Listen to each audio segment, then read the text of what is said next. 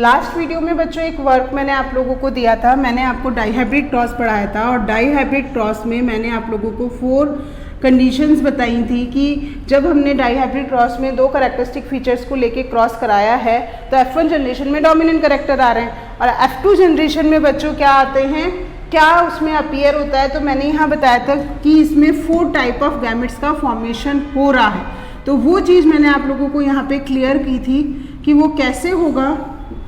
उसके लिए मैंने पूरा चेकर बोर्ड आपको बना के बताया था, ठीक है। और मैंने आप लोगों से पूछा था कि कितने राउंड एंड येलो रहेंगे, कितने राउंड एंड ग्रीन रहेंगे और कितने रिंकल्ड एंड येलो रहेंगे, ये मुझे आप बताओगे, ठीक है। तो अब मैं इसको यहाँ पे आपको अच्छे से एक्सप्लेन एक बार और कर रही हूँ कि किस तरीके से इसको हम यहाँ पे सॉल्व करते हैं। ये चीज़ मैंने आपको बताई पूरी, अब लास्ट लेक्चर में ये मैंने क्लियर किया था आपका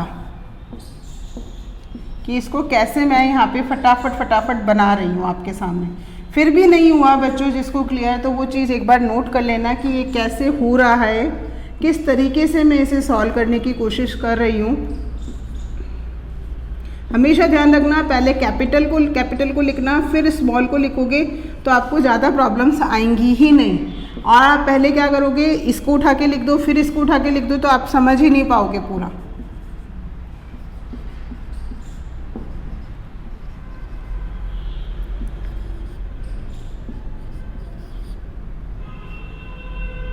आज मैं ट्रिक भी बताऊंगी आपको इस चीज़ की कि अगर आप लोग ऐसे करके नहीं पहचान कर रहे हो कि कितने राउंड एंड येलो हैं, कितने रिंकल्ड एंड ग्रीन है, कितने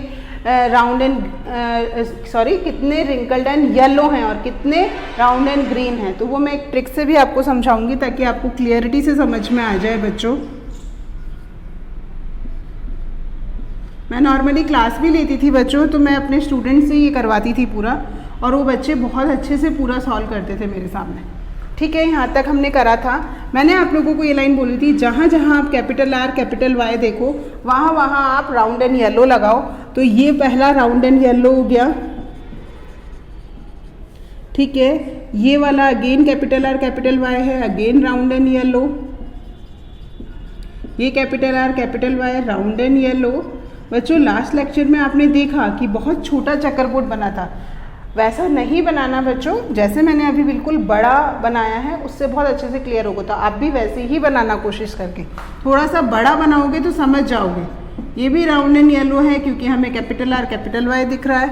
ये भी राउंड एंड येलो है क्योंकि यहाँ पे भी मुझे कैपिटल R कैपिटल Y दिख रहा है। ये भी राउंड एंड येलो है, सॉरी ये राउंड एंड ग्रीन है। ये देखो दोनों के दोनों स्मॉल y हैं, इसलिए एक यहाँ पे क्या आ गया, राउंड एंड ग्रीन आ गया है। फिर वापस round and yellow, capital R capital Y। फिर देखो बच्चों, फिर से देखना, कैपिटल R स्मॉल r के साथ साथ स्मॉल y आ रहा है, तो कैपिटल R आने के कारण तो मैं इसे राउंड बोल रही हूँ, और स्मॉल y होने के कारण इसे ग्रीन बोल रही हूँ बच्चों मैं यहाँ पे। फिर यहाँ पे capital R small r capital Y again round and yellow. ये अगेन राउंड एंड येलो। ये हो गया बच्चों रिंकल्ड एंड येलो। देखो बच्चों रिंकल्ड क्यों बोला, स्मॉल r है क्योंकि कैपिटल Y है, इसलिए मैंने इसको येलो बोला। सेम यहाँ पे क्योंकि स्मॉल r है तो इसको मैं बोल रही हूँ रिंकल्ड, और कैपिटल Y एक ही आ गया है इसलिए इसको मैं येलो बोल रही हूँ। फिर मैं यहाँ बात करती हूँ बच्चों, इसमें देखना अगेन ये कैपिटल R और कैपिटल Y होने के कारण राउंड एंड येलो हो गया। यहाँ पे भी ये एक कैपिटल आने से राउंड बट 2 स्मॉल y आने से ग्रीन हो गया है। यहाँ देखो बच्चों 2 R आने से ये रिंकल्ड हो गया है, बट 1 Y आने से ये येलो हो गया है। और मैंने ये बोला था आपको पहले ही कि स्मॉल r का मतलब क्या है, रिंकल्ड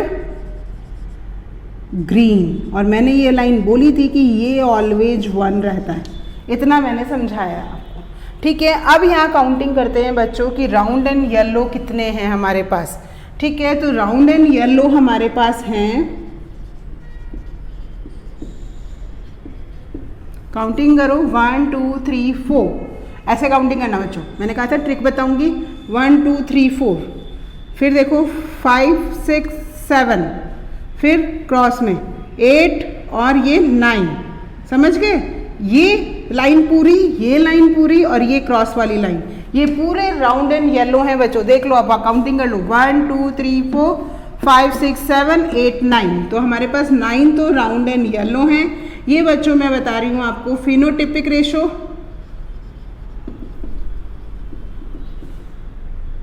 फिनोटिपिक रेशो बता रही हूँ मैं ये आपको, ठीक है। अब आते हैं हम राउंड एंड ग्रीन। बच्चों देखना, एक ये है, अब इसके बाद कौन से बचे? देखो दो किनारे के बचे, एक ये और एक ये हम सारे काउंट कर चुके हैं। इसके बाद के ये किनारे का बचा, ये किनारे का, तो ये 3 जो हैं वो है राउंड एंड ग्रीन, 3।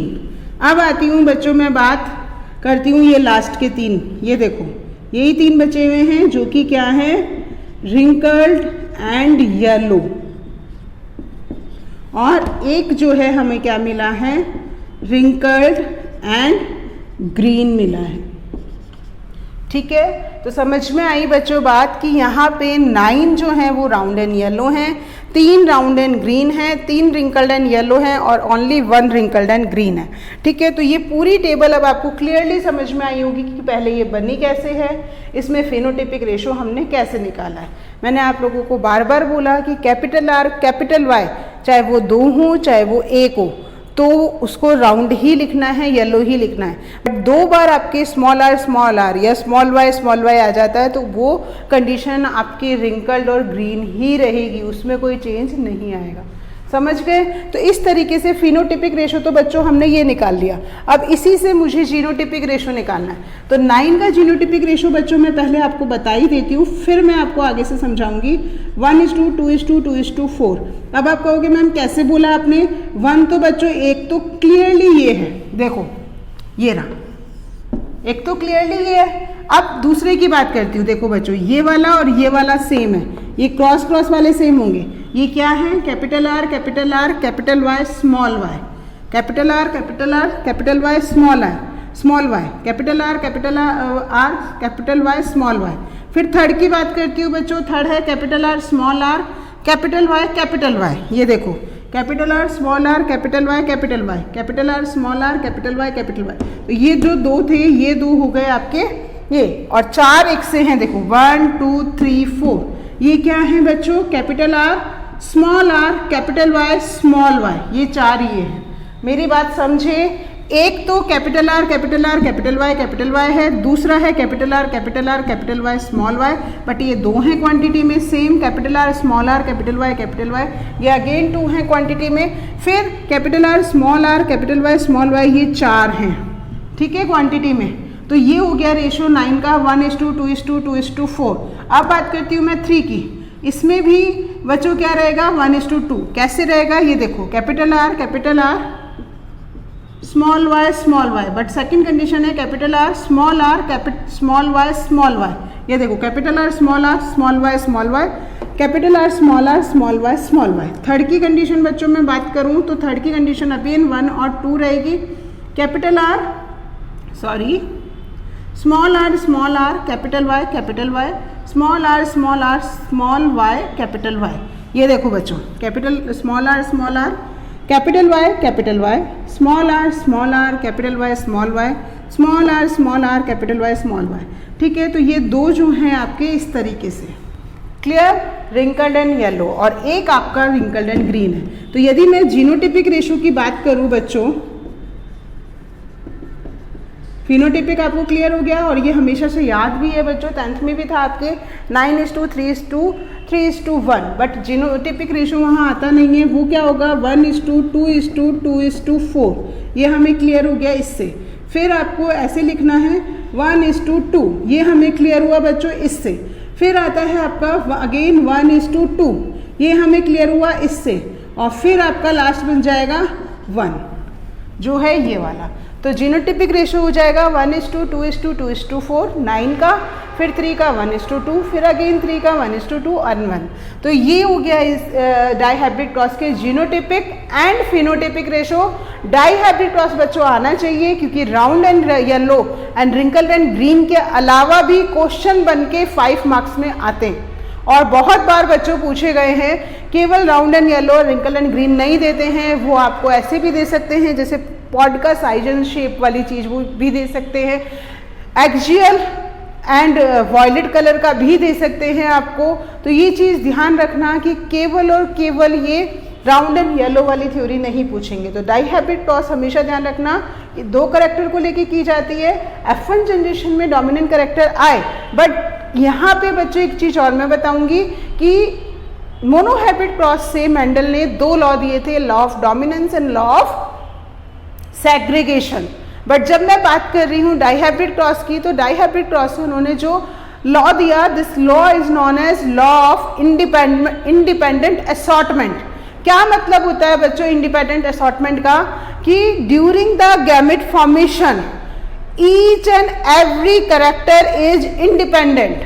अगेन सुनो बच्चों, during the gamete formation each and every character is independent to combined with other character. किसी दूसरे कैरेक्टर के साथ कंबाइंड होने के लिए वो इंडिपेंडेंट होता है। इसीलिए बच्चों मेनली हमें राउंड एंड येलो मिलने चाहिए थे या रिंकल्ड एंड ग्रीन मिलना चाहिए था, बट उसकी जगह हमें 2 नए कॉम्बिनेशन मिले, जो कि क्या थे? Round and green and wrinkled and yellow.